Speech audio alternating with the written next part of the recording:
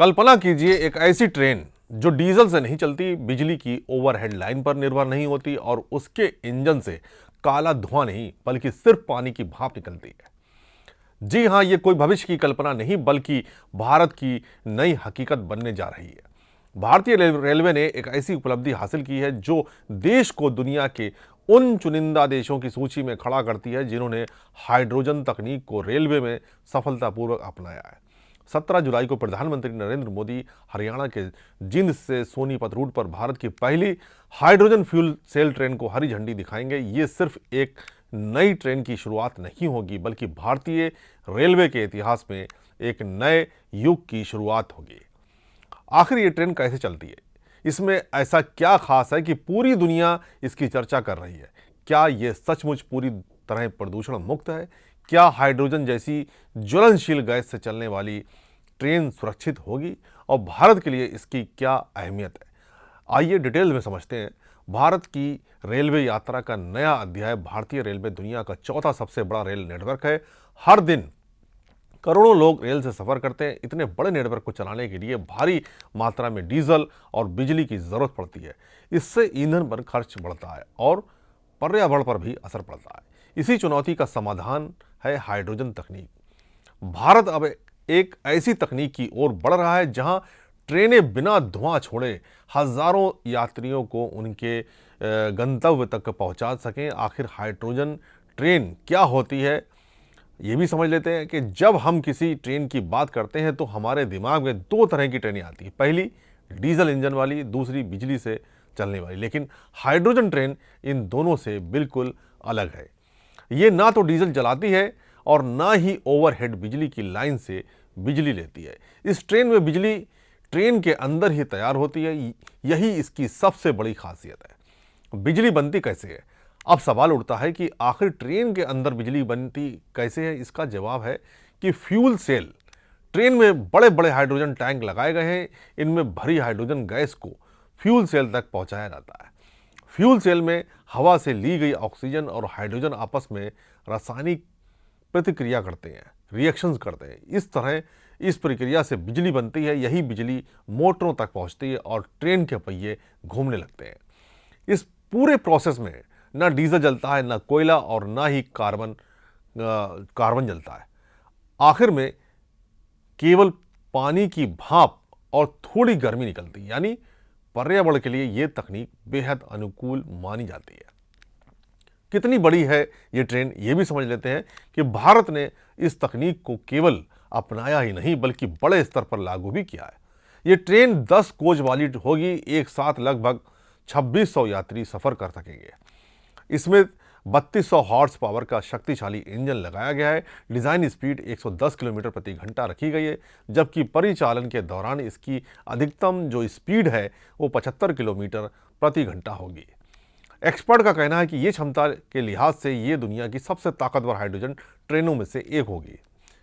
क्या ये दुनिया की पहली हाइड्रोजन ट्रेन है? नहीं। दुनिया में जर्मनी, फ्रांस, इटली, चीन और जापान जैसे देशों में पहले से हाइड्रोजन ट्रेनें चल रही हैं, लेकिन इनमें ज़्यादातर ट्रेनें केवल 2 से 4 डिब्बों वाली हैं। भारत ने सीधे 10 कोच वाली ट्रेन तैयार कर एक बड़ा कदम उठाया है। इससे भारत ने दिखाया कि वो केवल तकनीक खरीदने वाला देश नहीं बल्कि नई तकनीक विकसित करने की क्षमता भी रखता है। इस परियोजना की सबसे बड़ी उपलब्धियों में से एक इसकी स्वदेशी तकनीक है। इस ट्रेन का डिज़ाइन, इंजीनियरिंग, सिस्टम इंटीग्रेशन और तकनीकी विकास सब कुछ भारत में ही किया गया है। इस परियोजना में रेलवे के research, design and standards organisation यानी RDSO, integral coach factory Chennai और मेधा सर्वो ड्राइव्स जैसी भारतीय संस्थाओं ने मिलकर काम किया है। यानी ये केवल एक ट्रेन नहीं बल्कि भारतीय इंजीनियरिंग क्षमता का प्रदर्शन भी है। हाइड्रोजन भरेंगे कहाँ? अब सबसे बड़ा सवाल उठता है। अगर डीजल नहीं भरना है तो हाइड्रोजन कहाँ से आएगी? इसके लिए हरियाणा के जींद में देश का पहला रेलवे हाइड्रोजन रिफिलिंग स्टेशन बनाया गया है। यही ट्रेन में हाइड्रोजन भरी जाएगी। ये स्टेशन करीब 3000 किलोग्राम हाइड्रोजन स्टोर करता है। यहीं पानी से हाइड्रोजन तैयार होगी, उसे शुद्ध किया जाएगा, हाई प्रेशर पर स्टोर किया जाएगा और फिर ट्रेन में भरा जाएगा। यानी पूरा सिस्टम आधुनिक तकनीक पर आधारित होगा। जब भी हाइड्रोजन का नाम आता है तो लोगों के मन में पहला सवाल सुरक्षा को लेकर होता है, क्योंकि हाइड्रोजन एक ज्वलनशील गैस है, लेकिन रेलवे का कहना है कि सुरक्षा के लिए कई स्तर की व्यवस्था की गई है। अगर कहीं मामूली गैस लीक भी होती है तो अत्याधुनिक सेंसर तुरंत उसका पता लगा लेंगे।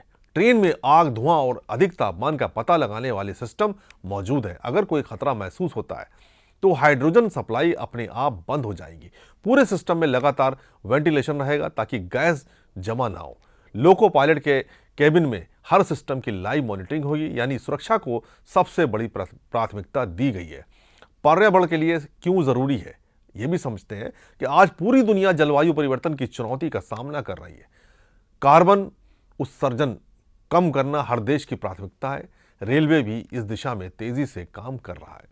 हाइड्रोजन ट्रेनें डीजल इंजनों की तुलना में लगभग शून्य डायरेक्ट कार्बन उत्सर्जन करती हैं, लेकिन हवा कम प्रदूषित होगी, ईंधन पर निर्भरता घटेगी और भारत अपने नेट जीरो लक्ष्य की दिशा में तेजी से आगे बढ़ेगा।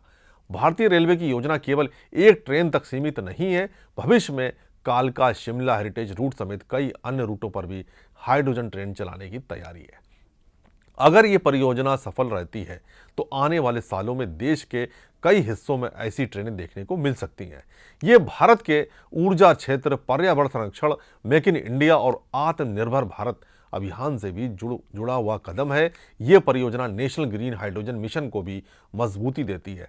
अगर भविष्य में हाइड्रोजन के बड़े पैमाने पर उत्पादन होने लगता है तो इसका फायदा केवल रेलवे को ही नहीं बल्कि ट्रक, बस, जहाज और कई उद्योगों को भी मिलेगा। यानी भारत स्वच्छ ऊर्जा की दिशा में बड़ी छलांग लगाने की तैयारी कर रहा है। भारत की पहली हाइड्रोजन फ्यूल सेल ट्रेन सिर्फ एक नई रेल सेवा नहीं, ये इस बात का इशारा है कि भारतीय रेलवे भविष्य की तकनीक को अपनाने के लिए तैयार है। जहां एक और दुनिया प्रदूषण कम करने के लिए रास्ते तलाश रही है, वहीं भारत ने स्वदेशी तकनीक के साथ एक ऐसा मॉडल तैयार किया है जो आने वाले सालों में रेलवे की तस्वीर बदल सकता है। अब सबकी नज़र 17 जुलाई पर होगी, जब यह ट्रेन पहली बार पटरियों पर दौड़ेगी। अगर ये प्रयोग सफल रहता है तो आने वाले समय में भारत का रेल नेटवर्क और भी स्वच्छ, आधुनिक और पर्यावरण के अनुकूल बन सकता है। यही वजह है कि इस परियोजना को केवल रेलवे की उपलब्धि नहीं बल्कि भारत के तकनीकी और हरित भविष्य की दिशा में एक महत्वपूर्ण कदम माना जा रहा है। जय हिंद।